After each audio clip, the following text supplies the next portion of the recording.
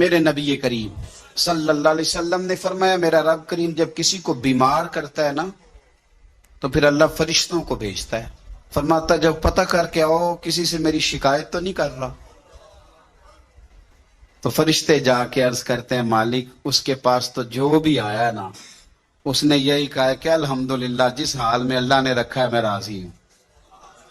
اس نے تیری شکایت نہیں کی، اس نے تیری رضا پہ اس بیماری کو تیری طرف سے آزمائش سمجھ کے قبول کیا۔ میرے نبی کریم علیہ الصلوۃ والسلام فرمانے لگے رب فرماتا ہے فرشتوں گواہ ہو جاؤ، اگر میں اسے اس بیماری سے شفا دوں گا تو جو اس کے پاس خون ہے اس سے بہتر خون اسے عطا کروں گا، اور جو اس کے پاس گوشت ہے اس سے بہتر اسے گوشت عطا کروں گا، اور اگر میں اسے اس بیماری میں وفات دوں گا تو پھر میں اسے جنت عطا کروں گا۔ اگر شفا دوں گا تو بہترین شفا دوں گا، اور اگر وفات دوں گا تو پھر جنت دوں گا۔ جب آپ حوصلے کے ساتھ چیزوں کو قبول کرتے ہیں، جب آپ کی طبیعت کے اندر صبر چھلکتا ہے، تیزی کے ساتھ لوگوں کے اندر سے حوصلہ رخصت ہوا ہے، اور میں دیکھتا ہوں کہ شکایتیں، شکوے، پریشانیاں، اور ہر بات میں لوگ یہ کہتے ہیں کہ جناب بڑی بری حالت ہے، پتہ نہیں کیا بننے والا ہے، جلدی سے کوئی معاملات ٹھیک ہو جائیں۔ اور بعض سنگی اس طرح کی باتیں بھی کرتے ہیں، وہ کہتے ہیں جناب میں تو نمازیں بھی پانچوں پڑھتا ہوں، میں تو روزانہ سویرے قرآن پاک بھی پڑھتا ہوں۔ تو میں اکثر پوچھتا ہوں کہ آپ قرآن پاک اس لیے پڑھتے ہیں کہ آپ کی دکان زیادہ چلے، کہ یہ اس لیے پڑھتے ہیں کہ اللہ راضی ہو جائے؟ آپ یہ تو دیکھیں کہ آپ عبادت کر رہے ہیں کہ تجارت کر رہے ہیں۔ ٹھیک ہے عبادت سے تلاوت سے رزق میں برکت ہوتی ہے، پر مقصود برکت نہیں، مقصود تو اللہ کو راضی کرنا ہے۔ تو ہم بڑی ساری جگہوں پر جلد باز ہیں۔ دیکھو اللہ تبارک و تعالیٰ نے ہر چیز کا ایک وقت مقرر کیا ہوا ہے، اور اپنے وقت پر وہ چیز انسان کو نصیب ہو جاتی۔ اگر آپ کے مزاج میں تحمل ہو، اگر آپ کی آج ٹانگ خدا نہ خواستہ کسی کی ٹانگ فریکچر ہو جاتی ہے تو کوئی ٹیکہ ایسا نہیں بنا کہ ابھی لگے گا اور 20 منٹ کے بعد آپ اٹھ کے چلنے لگ جائیں گے، ایسا ہو سکتا نہیں۔ آپ کو آپریٹ کرانا ہے، 1 آدھ مہینہ دینا ہے، دوائی کھانی ہے، پٹیاں کرانی ہے، وہ اپنے وقت پہ جا کے ٹھیک ہوگی۔ پھر بھی آپ کو نارمل چلنے پھرنے کے لیے ٹائم دینا پڑے گا۔ کوئی بھی چیز ہے وہ ٹائم لیتی ہے، ہمیں جلدی بڑی ہے۔ میرے نبی کریم صلی اللہ تعالی علیہ وآلہ وسلم نے ارشاد فرمایا کچھ لوگ ایسے ہوں گے قیامت کے دن کہ اللہ تعالیٰ کی طرف سے منادی ہوگی، اس کو امام غزالی نے احیاء العلوم میں لکھا ہے، منادی ہوگی کہ فضیلت والے لوگ کدھر ہیں؟ فرشتے پوچھیں گے فضیلت والے لوگ کدھر ہیں؟ تو کچھ لوگ تھوڑے سے لوگ ہوں گے جو جلدی جلدی سے اٹھیں گے اور وہ جنت کی طرف جانے لگیں گے۔ تو فرشتے ان سے پوچھیں گے بھئی تم فضیلت والے بھی ہو اور جلدی جلدی جنت میں جا رہے ہو، تو بتاؤ تو صحیح تم اصل میں ہو کون؟ تو وہ کہیں گے ہم وہ لوگ ہیں جن پر ظلم کیا جاتا تھا تو ہم صبر کرتے تھے، اور اگر کوئی تکلیف دیتا تھا تو ہم اسے معاف کر دیتے تھے، اور اگر کوئی جہالت کرتا تھا تو ہم جواب میں بردباری کرتے تھے۔ بس اس کی برکت سے اللہ نے فضیلت والے بھی بنا دیا ہے اور جنت بھی عطا کی جا رہی۔ آپ سورہ نمل روز پڑھیں اور جناب سلیمان علیہ السلام کے امتی کی شان بیان کریں کہ وہ آنکھ جھپکنے سے پہلے 80 گز اونچا، 80 گز چوڑا، 80 من وزنی تخت آنکھ جھپکنے سے پہلے لے آئے۔ کسی بندے کا ایمان خراب نہیں ہوتا۔ اور میرے غوث پاک جیلانی یہ وہ بندے ہیں جن کے بارے میں نبی پاک نے فرمایا کہ میری امت کے علماء بنی اسرائیل کے نبیوں کی طرح ہیں، امتیوں کی طرح نہیں۔ کن کی طرح؟ نبیوں کی طرح، نبیوں کی طرح۔ حضرت غوث پاک رضی اللہ تعالیٰ ہم کو ملنگ لوگ نہیں ہیں، الحمدللہ تعالیٰ ہم تو غوث پاک کی کرامت بھی مانتے ہیں پر قرآن و سنت کی اینک لگا کے مانتے ہیں۔ یہ میری بات سمجھ لیں۔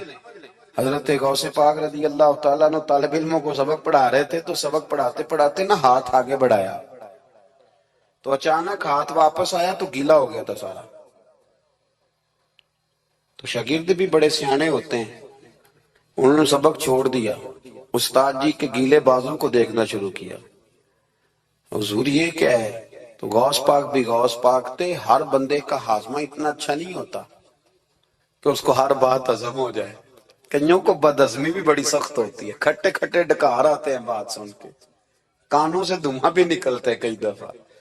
تو انہوں نے پوچھ لیا فٹافٹ کہ حضور یہ کیا ہوا؟ تو غوث پاک کو پتا تھا کہ سب کا ہاضمہ ٹھیک. میاں صاحب نے بھی کہا تھا خاصاً دی گلامہ آگے نہیں مناسب کرنی. اگلا شعر میں نہیں پڑھنا کیونکہ زیادہ ڈاڈ ہے تو میں ادھر ہی رہتا ہوں. اتنا ہی کافی ہے کہ خاصاً دی گلامہ آگے نہیں مناسب کرنی. انہوں نے کہا حضور یہ کیا ہے؟ تو آپ فرمانے لگے تمہارے والی بات نہیں. اللہ اکبر. ابھی سبق پورا ہو رہا تھا تو بندے دوڑے دوڑے آ گئے اور انہوں نے نعرے لگانے شروع، یا غوث یا غوث یا غوث. لوگ کہتے ہیں غوث پاک سے ملتا نہیں. میں کہ ٹھیک آندے انہوں نہیں نہ ملیا، جنہوں ملیا اس تے رولا پانا نہ بڑا ملیا بڑا ملیا بڑا ملیا. اپنا اپنا معاملہ نا. کسی نے کہا حضور کچھ نہیں دیتے، تو کسی نے کہا میرے کریم سے گر قطرہ کسی نے مانگا، دریا بہا دیے در بے بہا دیے. جس کو ملا ہے وہ تو شور کرے گا. تو تھوڑی دیر کے بعد ہی بندے پہنچ گئے. انہوں نے آ کے یا غوث کے نعرے بھی لگائے، وہ مچلے بھی، وہ روئے بھی، وہ قدم بھی چومے، اپنے مقدر پہ ناز بھی کیا. شکر ہے اللہ کا، اللہ نے ہمیں آپ کا غلام بنایا، شکر ہے. تو طالب علموں نے پوچھا ہوا کیا؟ کہنے لگے کشتی میں بیٹھے تھے تو ڈوبنے لگی تھی. تو ہم نے کہا کہ ہم تو غوث پاک کے ماننے والے ہیں. تو پھر حضور غوث اعظم کا دست مبارک نمودار ہوا ہے اور کشتی کو پکڑ کے کنارے لگا دیا ہے. کشتی کو پکڑ کے کنارے لگا دیا ہے. ایک قریب کہنے لگا یہ کیسے ہو سکتا ہے؟ تو دوسرا اس کی کمر پہ تھپکے دے کے کہنے لگا ویسے ہی ہو سکتا ہے جیسے آصف بن برقیہ کے ذات ہوا تھا، بالکل ویسے ہی ہو سکتا ہے. سیدنا غوث اعظم کی کرامات اتنی متواتر کے ساتھ ہے کہ ملا علی قاری فرماتے اتنی تو کرامتیں سنی نہیں جتنی غوث پاک کو اللہ نے عطا فرمائی. رب کریم نے انہیں درجہ دیا، وقار دیا، ان کی دعاؤں کو قبولیت دی. اللہ نے انہیں اعزاز کے ساتھ نوازا، اللہ نے ان پر فضل فرمایا. ایک تاجر تھا تو ملک شام جاتا تھا اکثر تجارت کرنے کے لیے، مال کما کے لاتا، غریبوں کی بھی مدد کرتا، مدارس کی، مساجد کی، سب جگہ جہاں دین کی ضرورت ہوتی پہنچتا. ایک بغداد میں اور درویش بھی گزرے جن کا نام شیخ حماد ہے، وہ بھی بڑے درویش تھے. وہ تاجر شیخ حماد کے پاس گیا، کہنے لگا میرے لیے دعا کر دے، میں جا رہا ہوں سفر کے لیے. تو انہوں نے کہا میں صبح بتاؤں گا. استخارہ کیا، صبح کہنے لگے نہ جانا، تیرا مال بھی لٹ جائے گا اور تو قتل بھی ہو جائے گا. وہ بڑا پریشان ہوا، حضور غوث پاک کے پاس گیا، کہنے لگا حضور وہاں بھی میں نے کہلا بھیج دیا ہے، سامان میرا پڑا ہے، جاؤں گا نہیں، پیمنٹ نہیں کروں گا، ملے گا نہیں تو خسارہ ہو جائے گا، مہربانی فرمائے. غوث پاک نے مراقبہ کیا، فرمایا تو جا اللہ خیر کرے گا، تو جا اللہ خیر کرے گا. مرید کا عمل کے یقین، پیر کا عمل کے یقین. چلے آپ فیصلہ کر لیں تو میں آگے بڑھتا ہوں. حضرت غوث اعظم رضی اللہ تعالیٰ انہوں نے مرید سے کہا تو جا اور اللہ خیر کرے گا. وہ گیا، کہتے میں نے پیمنٹ کی، مال لیا، واپس آیا. گھوڑوں کا سفر تھا، رستے میں رات کو ایک جگہ سویا، خواب دیکھتا ہوں. خواب میں ڈاکو آ گئے، انہوں نے پہلے مال لوٹا پھر مجھے قتل کیا، اور جب میرے گردن پر انہوں نے خنجر چلائی، خواب دیکھ رہا ہوں تو میری فٹافٹ آنکھ کھل گئی، اور جب میری آنکھ کھلی تو میں اسی وقت ہی رخت سفر باندھا، سر پٹ گھوڑے دڑائے، کچھ رات کو کچھ دن کو، سویرے بغداد پہنچ گیا. کہتے خیال تھا کہ پہلے غوث پاک کے پاس جاؤں گا لیکن پہلے شیخ حماد سے ملاقات ہوگی. میرا چہرہ دیکھا، پریشان تو دیکھ کے مسکرائے، فرمانے لگے بھی تیرا پیر بڑا شاندار ہے، تیرا پیر بڑا شاندار ہے. وہ کام جو حقیقت میں ہونا تھا نا، حقیقت میں انہوں نے دعا کی ہے تو رب کریم نے اسے خواب بنا دیا ہے. ان کی دعا کی برکت سے اللہ نے اسے، اب میں بات مضبوط کرنا چاہتا ہوں تو میں ایک حدیث پاک بھی پڑھ دوں. لوگ کہیں گے جی مرنے والا بھی بچ جاتا ہے، عمر بھی بڑھ جاتی ہے. مشکات کی حدیث ہے، ترمذی میں بھی موجود ہے. نبی پاک صلی اللہ علیہ وسلم نے فرمایا اگر تم چاہتے ہو رزق بھی بڑھ جائے عمر بھی لمبی ہو جائے تو اپنے رشتہ داروں سے اچھا سلوک کرو. اس کا مطلب ہے کہ عمر بڑھ جاتی ہے، موت کچھ وقت کے لیے ٹل بھی جاتی ہے. حضور غوث پاک کو اللہ نے بڑا اعزاز دیا، بڑی کرامات دی. آپ فرمایا کرتے تھے میں نے 40 سال اپنے رب کو راضی کیا مصلی پہ بیٹھ کے. تو میرے مالک نے پھر پوچھا ہے کہ عبد القادر کچھ مانگ لے، کوئی بات کر لے. تو سیدنا غوث اعظم رضی اللہ تعالیٰ عنہ فرماتے ہیں کہ میں نے پھر اپنے رب کریم کی بارگاہ میں عرض کیا مالک جو قیامت تک مجھ سے محبت کرے فضل کرنا اسے بغیر توبہ کے موت نہ دینا. تو میرے رب نے میری اس دعا کو شرف قبولیت عطا فرمایا کہ جو مجھ سے پیار کرے گا میرا نام لے گا وہ بغیر توبہ کے نہیں مرے گا. جنات بھی آپ کی بارگاہ میں حاضر ہوتے. آپ کو شیخ بحر و بر کہا جاتا ہے. جب آپ نے منبر پر بیٹھ کر یہ اعلان فرمایا نا کہ میرا یہ قدم ہر ولی کی گردن پر ہے، تو خراسان کے جنگلوں میں معین الملت والدین عطائے رسول ہند الولی خواجہ معین الدین اجمیری موجود تھے. تو وہاں اعلان کرنے لگے، کہنے لگے غوث پاک صرف گردن پہ کیوں، آپ میری آنکھوں پہ بھی قدم رکھیں، میرے سر پہ بھی قدم رکھیں. اللہ نے ان اولیاء کو بڑا اعزاز دیا، انہیں اللہ نے بڑی شان دی. اپنی نسبت اللہ کے بندوں سے مضبوط رکھیں. ضروری نہیں کہ آپ کسی جگہ مرید ہی ہوں گے تو آپ کی نسبت مضبوط ہوگی. آپ خواجہ معین الدین سے پیار کریں، آپ حضرت بہاؤالحق نقشبند بخاری سے پیار کریں، داتا علی اجویری سے پیار کریں، آپ غوث پاک جیلانی سے، آپ اللہ کے نیک بندوں سے محبت کریں، ان کا تذکرہ سنیں. اب تو پوری مہم چلی ہوئی ہے اللہ کے بندوں کے خلاف. لوگوں نے ایسا وار چلایا کہ بس جی کچھ بھی نہیں جی آپ چھوڑیں، آپ ڈائریکٹ کتاب و سنت کو پڑھیں، کوئی بھی نہیں جی کوئی ولی نہیں. تو پھر وہ جو اتنی آیتیں وہ حدیثیں وہ سارا کچھ اس کا مطلب ہے امت میں ولی ہوتے ہی نہیں. تو الا ان اولیاء اللہ لا خوف علیہم ولا هم یحزنون کا کیا معنی ہے؟ اس کا کیا مطلب؟ آپ نے تو ملیاں میٹ کر دیا سارا. پوری مہم چلی اللہ کے بندوں سے پیار کریں. اور میرے نبی پاک صلی اللہ علیہ وسلم نے فرمایا جو جس سے پیار کرے گا قیامت کے دن اسی کے ساتھ اٹھایا جائے گا. اور حضرت ابو ذر غفاری نے عرض کیا تھا یا رسول اللہ اگر وہ ان جیسے عمل نہ بھی کرے تو فرمایا اللہ بڑا کریم ہے، ایمان کی سلامتی سے جائے اللہ ان کے ساتھ ہی کھڑا فرما دے گا.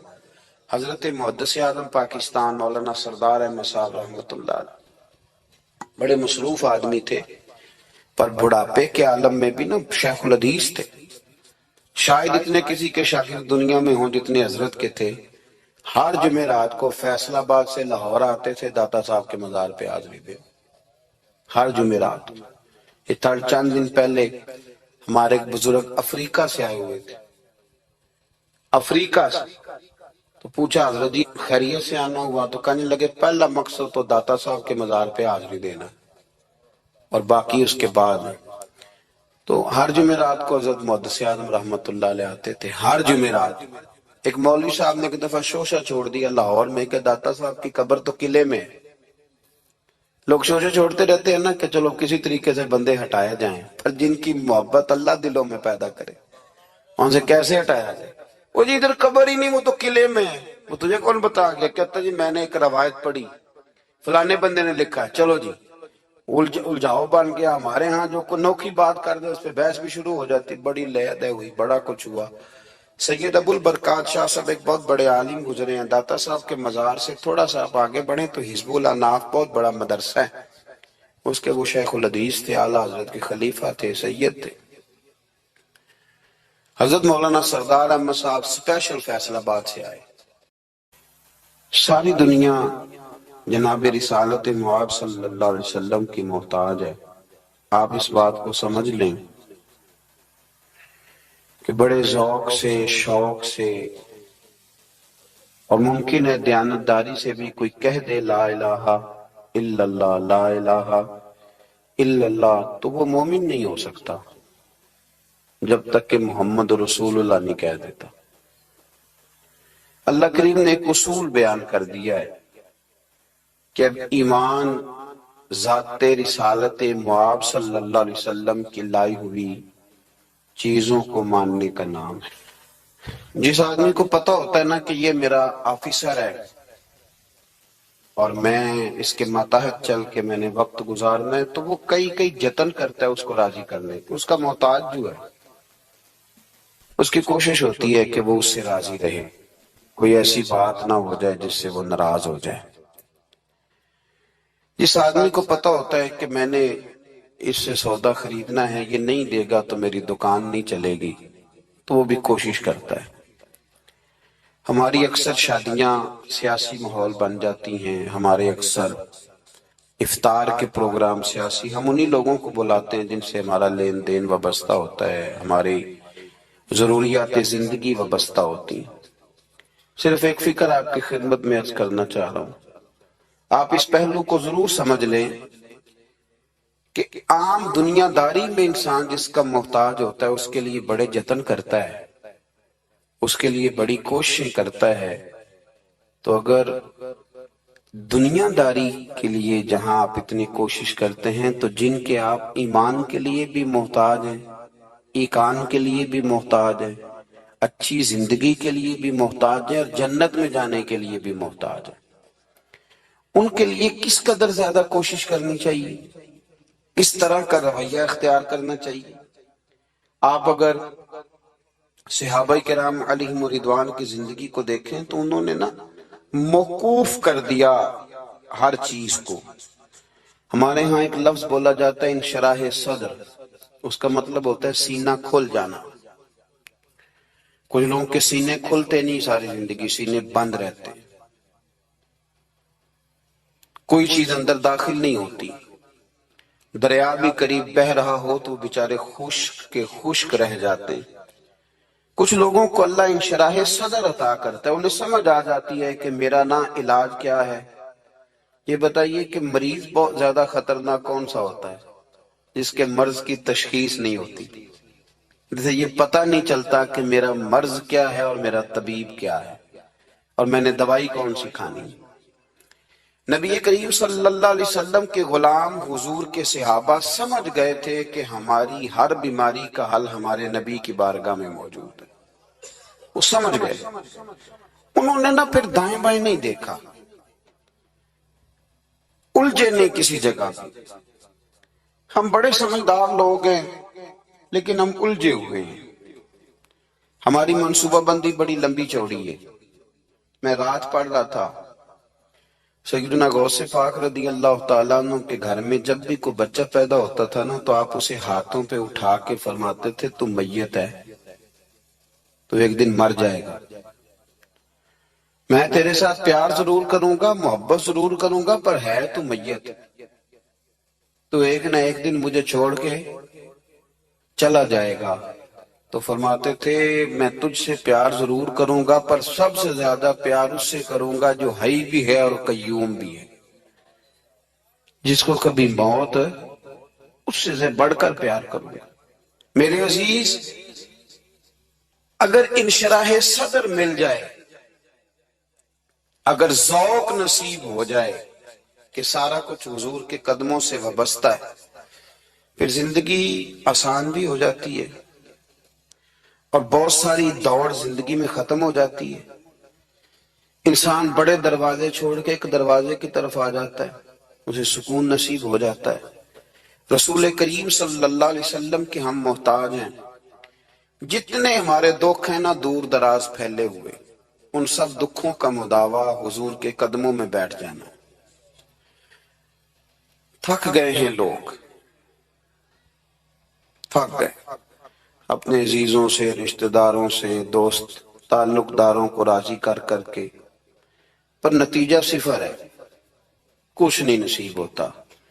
ذات رسالت مآب و حسین ذات ہے کہ آپ جتنا نبی کریم صلی اللہ علیہ وسلم کے قریب جائیں گے اتنا اللہ آپ کو سکون عطا فرمائے گا، آپ کو طمانینت کی دولت ملے گی. آپ دیکھیں کہ کچھ صفتیں نبی پاک صلی اللہ علیہ وسلم کی ایسی ہیں کہ جن صفات کی اگر انسان غلامی کر لے بڑی ساری چیزوں سے بچ جاتا ہے. ہمارے زمانے میں ایک چیز ہے جس کا نام ہے اشتعال، ایک ہے غصہ، ایک ہے جلال. دنیا میں سب سے بیوقوف بندہ وہ ہے جسے کوئی اشتعال دلاتا ہے.